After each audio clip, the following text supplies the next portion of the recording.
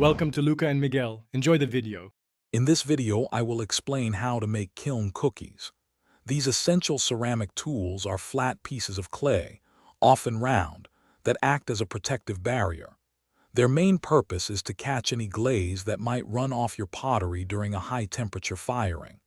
This simple step saves your kiln shelves from damage and makes cleanup much easier, ensuring your studio remains tidy and efficient. For durable kiln cookies, select a high-fire clay, such as Cone 10, which withstands many firings. Clay containing grog is also beneficial, as it helps prevent cracking and reduces shrinkage. Begin by wedging about 2 to 4 pounds of clay thoroughly. This crucial step removes any air bubbles and ensures a consistent, even texture, which is vital for a stable cookie.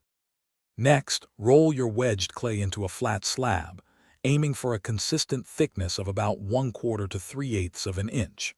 Use cookie cutters or a knife to shape them, making each cookie approximately 1/2 inch larger than the base of your pottery. This accounts for clay shrinkage. Allow them to dry slowly for 1 to 2 weeks, perhaps sandwiched between plywood or stacked on newspaper, to prevent warping. Once bone dry, you can bisque fire your cookies to cone 04, or use them directly in a glaze firing if they are thin. For extra protection, apply 3 thin coats of kiln wash to the top surface. This helps prevent glaze from sticking. Position a cookie under each glazed piece in the kiln.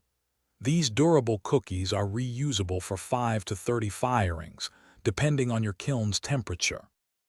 Thanks for watching and please subscribe. It's the best investment you'll ever make.